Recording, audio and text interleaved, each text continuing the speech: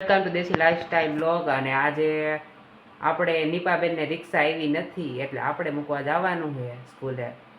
તો હું તમને રસ્તામાં બતાવીશ અને એ થોડાક આગળ વયા ગયા હાલીને. તો ગાઈસ ગુડ મોર્નિંગ, સ્વાગત છે તમારા બધાનું દેશી લાઈફસ્ટાઈલ બ્લોગમાં. તો આજે સ્કૂલે હું ચાલુ બાઈકે વ્લોગ સ્ટાર્ટિંગ કરું છું કેમ કે રોનકભાઈ આજે મને સ્કૂલે મૂકવા આવે છે. તો હવે સ્કૂલે જઈ પછી આવીને મળશું.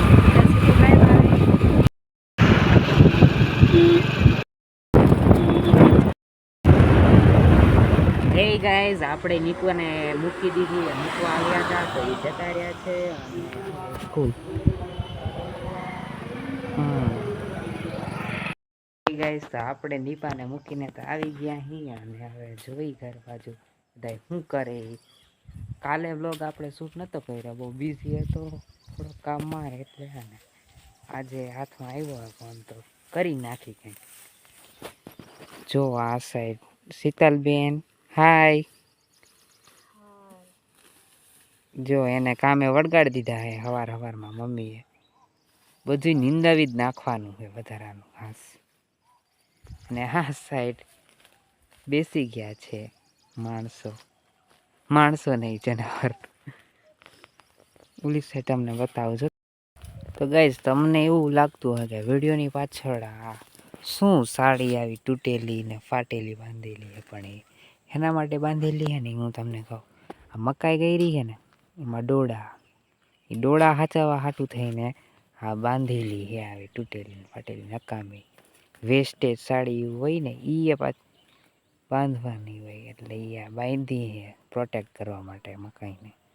આમાં શું પોપટે આવે ખાવા, મકાઈ પોપટ આવે, બીજા પક્ષીઓ આવે, એ બધા ખાઈ જાય એટલે એના માટે આવું કંઈક કર્યું છે. એટલે હું કલરિંગ દેખાય એટલે એવું લાગે કે માણસ છે નજીક એની, એટલે એ ન આવે એના માટે આ લગાવ્યું છે, બોર્ડર બનાવી છે પર્ટિક્યુલર. આપણે બહાર બાજુ તો જોઈ આવ્યા, હવે આપણે ઓલી સાઈડ જોવા જાય નહીં. આપણે ભૂખ લાગી છે તો મમ્મીને કીધું હતું કે ડોળા શેકી નાખે, જોઈ આવે કેવાક શેકાણા.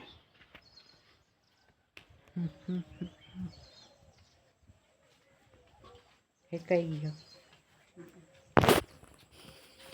આ રીતના હે.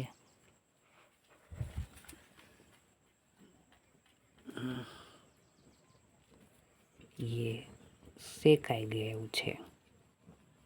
હાલો તો આપણે ખાઈ લઈ. કહેવાય જો કેવા હે.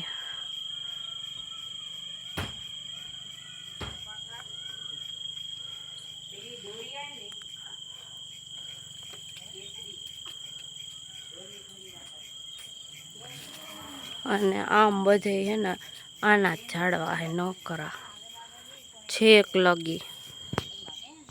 બેન સ્કૂલેથી આવી ગયા છે અને એમને ફોન જોવા નથી મળ્યો તો એ જમવાની રીત જોવે એમ. નીપુ બેન આને પાઈ દો ને, આને બહુ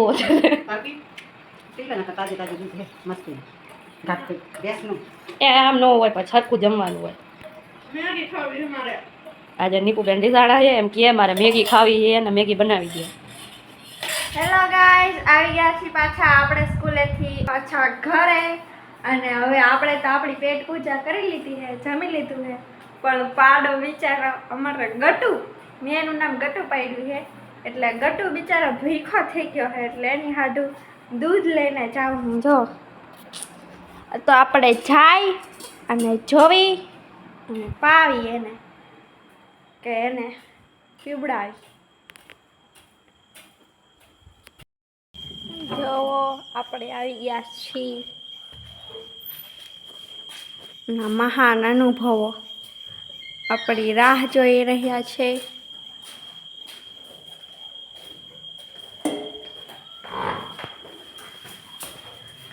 બિચારા જમવાનું આવે ને એટલે ખુશ થઈ જાય. આપણો ગટ્ટુ જો પીવે છે દૂધ.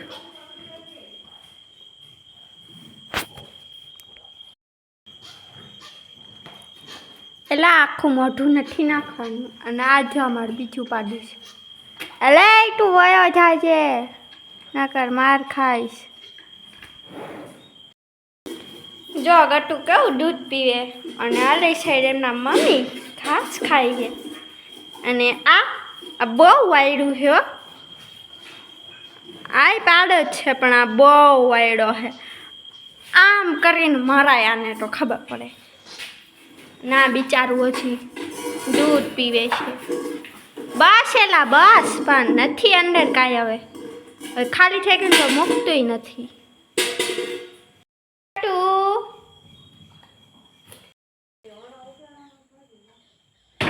ચાલો આવી ગયા અહીં આપણે ગટુને દૂધ પાઈને. એ બિચારો ભૂખ્યો થઈ ગયો હતો અને આપણે બહુ ભૂખ લાગી હતી આજે તો આવીને સીધા જમવા જ બેસી ગયા હતા. એટલે મને એમ થયું કે લાવો ને આજે હું દૂધ પાઈ દઉં ગટુને. એક તો હે બિચારું છોટું શું ક્યુટ ક્યુટ લાગે.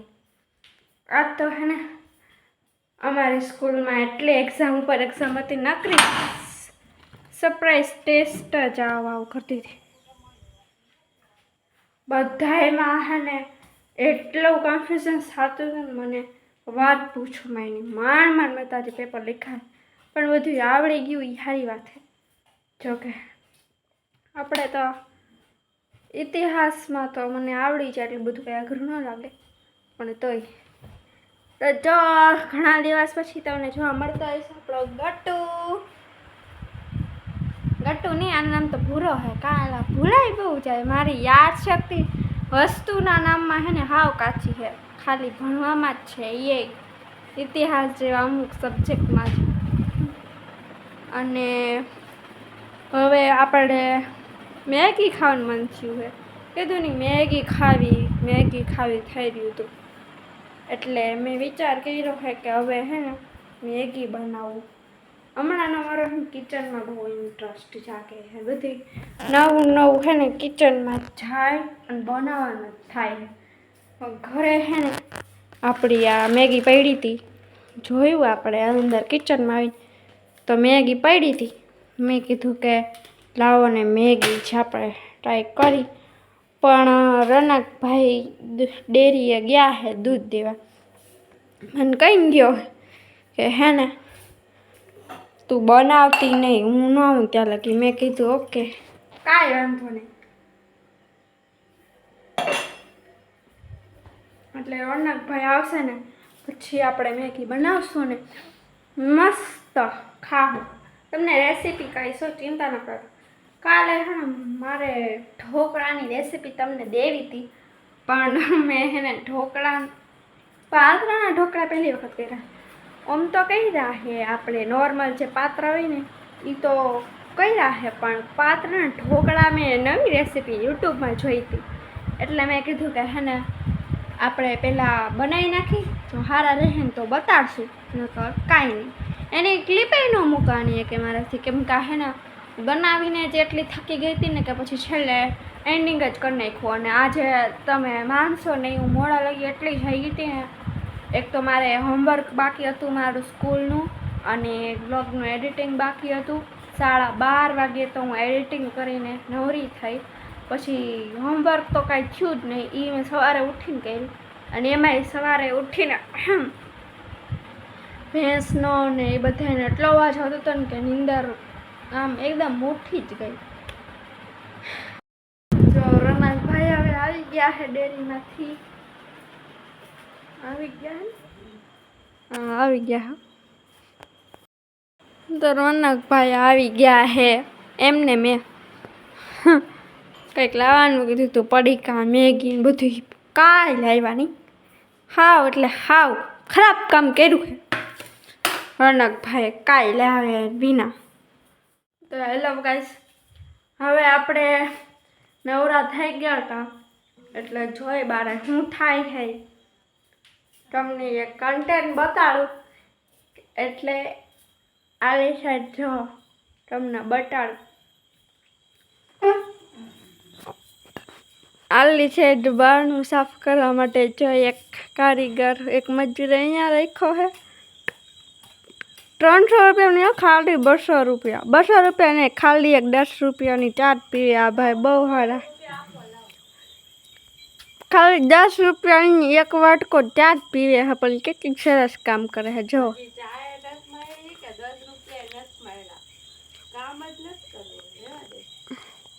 ઈ અટારે ન હોય ઈ હે ટાઈમ થાય ને ત્યારે હવે અત્યારે તો હજી સૂરજ ન થાય થમો અટો કાંઈ વાંધો નહીં હમણાં મળી જાહે ટાઈમ તમારા બધું સાફ થઈ જવું જોઈએ ઓલી બાજુ જોઈ આવી હવે ઓલી બાજુ કેવી સાફ સફાઈ થાય છે ઈ જોઈ અમારું ઘર એવડું મોટું છે ને 2 બારણા કે છે ને મજૂર રાખવા પડે સાફ કરવા માટે જોઈ ઓલી સાઈડના મજૂર શું કરે એ શાકભાજીમાં ગોળ મારવા રાખ્યા હે ભાઈને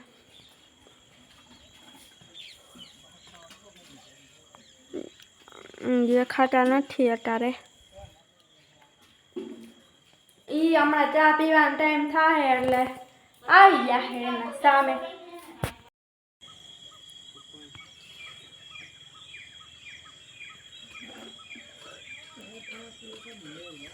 જોયા ને તમે કેવા કામ કરે હવે આપણે અત્યારે ચા બનાવી છે તમે રોનકભાઈને તો ચા બનાવતા જોયા જશે પણ મારા હાથની ચા પીવી છે તમારે તો મારા ઘરે આવવું પડે એના માટે ઓનલાઈન તો કાંઈ મોકલાવું નહીં તમારા હાટું એટલા બધા પૈસા નથી મારી પાસે કે તમને ઘરે ઘરે હું મોકલાવું ચા પણ તમે ચા કેવી રીતે હું બનાવું એ જોઈ શકો ખાલી ચાલો આપણે ચા બનાવીએ હોય ને કે ચા પીધા વિના હે ને દીજ ન ઉગે એમ પણ આપણે એવું કંઈ નહીં આપણે તો બિંદાસ ચા વગેરે આપણે તો હાલી જાય પણ એવું કેટલા થાય અમારા ઘરમાં બધાને એ પ્રોબ્લેમ બધાને હે ને ચા તો ફરજિયાત પી જ પડે ઉઠે નકર માથું દુખી જાય જો હવે એક મજૂર આ કામ કરું તો ને એનું કામ પતી ગયું તો પાછો આ બાઈને આવી ગયો એટલે ટોપીવાળા કાકા તમે તો ઓલે બેન હતા ને એમાં એવું છે ને વડીલ કે જે હે ને બીજાને ઘરે જઈને કામ કરે એને મજૂર કહેવાય આ પોતે તો પોતાની મરજીથી કરતો હોય કા इतनी ज्यादा कमेंट करने को नहीं की थी रे तेरे को